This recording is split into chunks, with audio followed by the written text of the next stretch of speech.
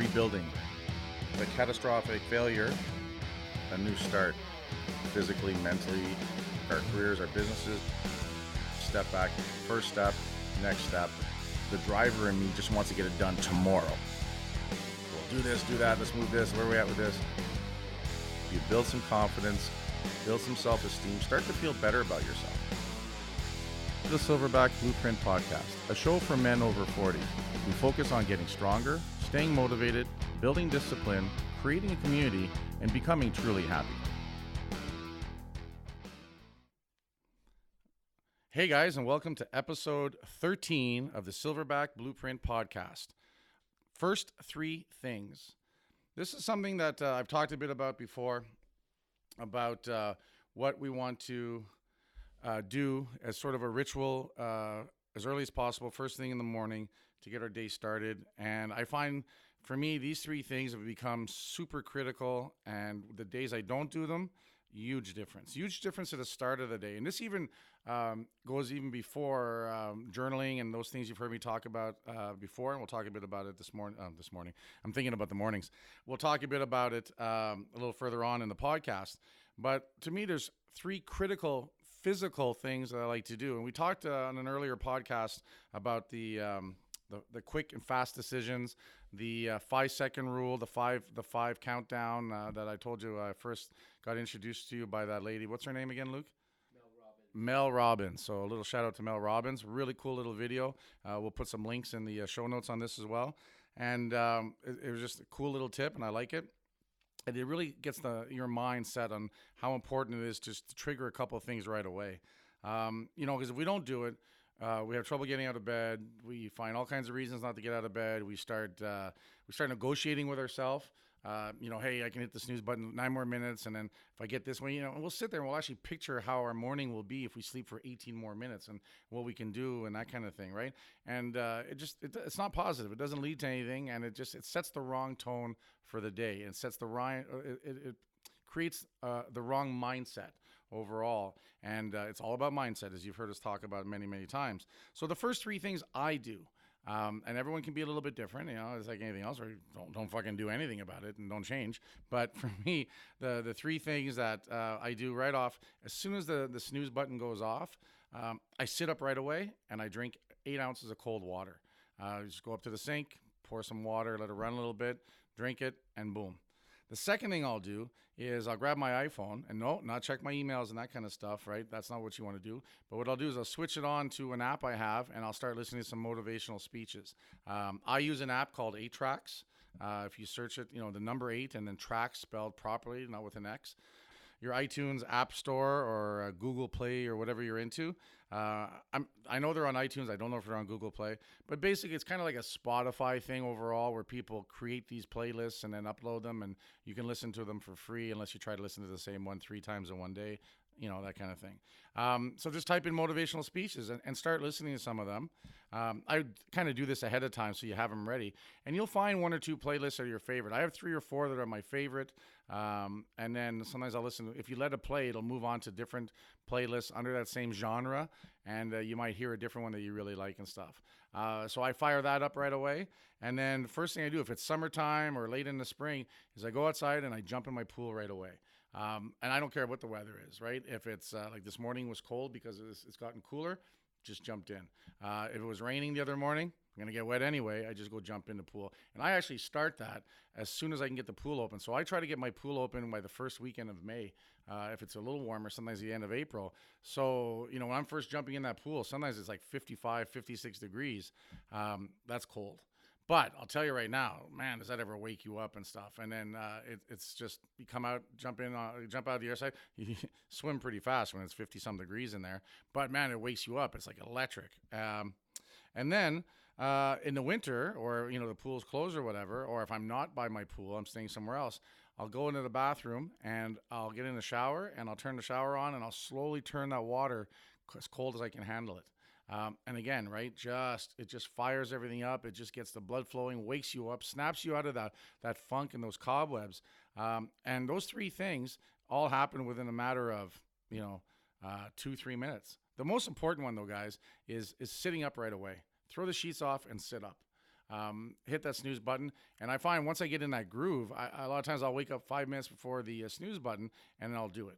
Right. But I'll tell you, once the alarm goes off, I find it easier to sit up automatically to make that quick decision. So I don't know if now it's kind of like a Pavlovian response to that noise, just sit up and that kind of thing go. Whereas if you wake up and you look over the clock and, the alarm's going to go off in 10 minutes, it's kind of natural. You're going to just sit there and say, all right, I'll just close my eyes for a bit and then, enjoy the last 10 minutes of my sleep period. So it just depends. It depends if I got a day where I got lots going on and I'm pumped, I'll jump out of bed no matter what happens, even if it's like half an hour before the thing. But my commitment to myself is the moment that snooze button goes or the alarm button goes, I hit that snooze once, jump up, turn the alarm off because God forbid it goes off when I'm in the shower and my wife has to deal with it. We don't want that because that'll set up a horrible morning for yourself. And then just take action. Drink that glass of water, turn on those motivational things, and then get outside and jump in that pool or get in the shower. And again, minutes later, you're 100% awake. You're wide awake. It's such a huge physical shift that you're ready to rock. And then at that point, then I'll get into my journaling. We've talked a bit about that before. If I have enough time, and I try to plan my mornings out, so if I have to be somewhere by 9, I really try to make sure I'm not getting up at 8:45. You're never going to be productive that way. You're never going to be set up.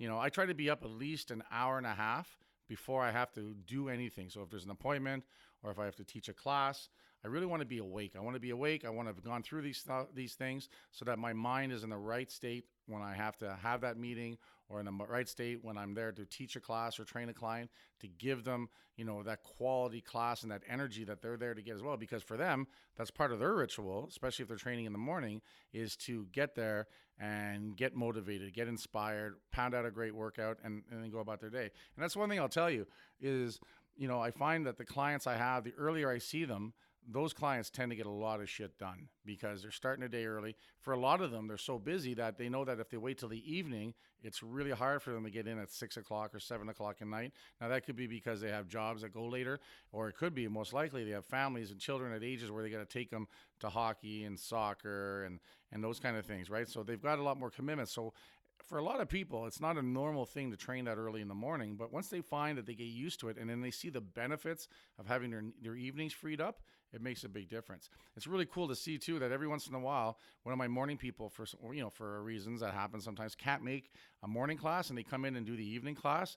They're like, whoa, this is really weird. What's, that kind of stuff. It's a different time of day for them. Their body, their biological clocks or whatever aren't used to it.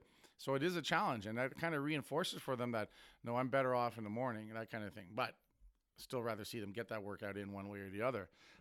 But those three things, first things that I do, make a huge difference, and it really sets it up. Now, if I have a morning where, I've designated, a night or two before that I do want to sleep in, I want to catch up on some sleep. In the last few weeks, I've been pounding a lot of midnight 1 a.m.s, working on some other things. And I'll say, hey, this morning coming up, I do want to sleep until 8 or 9. I'll move my alarm up. I'll make that happen, but I still work on that same ritual because if you're tired, you can sleep until 10, 11, 12 o'clock. And then, doing it once in a while, it's okay if you really need it. But I find when I get up at that time, I feel like I've wasted a day. And then I'm hard on myself and I'm frustrated. And it's like, then something doesn't go well. I'm like, oh, that's what happens when you sleep in, right? That kind of thing. So I really try to take control of the sleep factor and, and we'll do a podcast on this a little later on. I'll get a little more information as to why I do it this way. But I try to sleep 6 or 7.5 hours to time it with the REM cycles, your deep sleep cycles, so that you wake up a little more refreshed and better timing and waking up. You don't kind of break the middle of a cycle just to wake up because your alarm went off. So I try to control that more. So sleeping purposefully with a schedule and under certain conditions makes a huge difference. And we're seeing a lot more information coming down the pipe, how that quality of sleep and how you do it is far more important, especially as we get older, and especially if we're dealing with a lot of things in our lives. We want to get quality sleep in so that our stress levels don't get even higher and our cortisol levels don't even get higher, because when we start having sleep deprivation, it affects us physiologically, it affects us mentally, it's into our state of mind. So we really need to protect that, right? And that's something we'll get in a little later on. I want to get a little more information, a little more structure as to, why I do it that way. I want to have a little more just actionable things for you guys to work on as well. But like I said, those 3 things, if you're only doing 1 or 2 of them, add the third one. So get up right away, drink that water. Number two, get your mindset going by listening to something positive. It might be classical music, it might be heavy metal music, whatever gets you into that positive take action frame of mind, I think is really important. And then number three, the cold shower or jumping in the pool, contrast bathing is something you can look at where, you go a minute with cold water and then you turn it up to hot water. You go back and forth a few times. That's another way just to stimulate some hormone production and just get the body ready and the adrenaline and stuff. But get those first three things going. But right away, sit up, turn off that alarm, stand up, right? And sometimes it might feel like that's going to be the biggest, toughest thing you have to do that day. But once you've done it, once you sat up and stood up, you're up. And then get that water in, hydrate right away, and then move on to mindset, and then that physical change, that physical shock of jumping into something cold, or whether it's a pool or a shower, but change that physical state, right? So right off the bat, we've made 2 or 3 big interruptions, and then we're setting the groundwork, we're setting the environment for you to be ready physically and mentally, and then that journal, sitting there, working on your thoughts, organizing your day, a little bit of reading, a little bit of reflection, super, super valuable. And I'll tell you, once you do those first 3 things, you're in much better position to want to do that journaling and to want to have that ritual going overall. So this is how each thing leads into the next thing, right? I'm not going to lie to you, especially if you have trouble getting up in the morning and all of a sudden you're getting up, and I recommend half an hour earlier. So if you're struggling to get up at 7, get up at 6:30.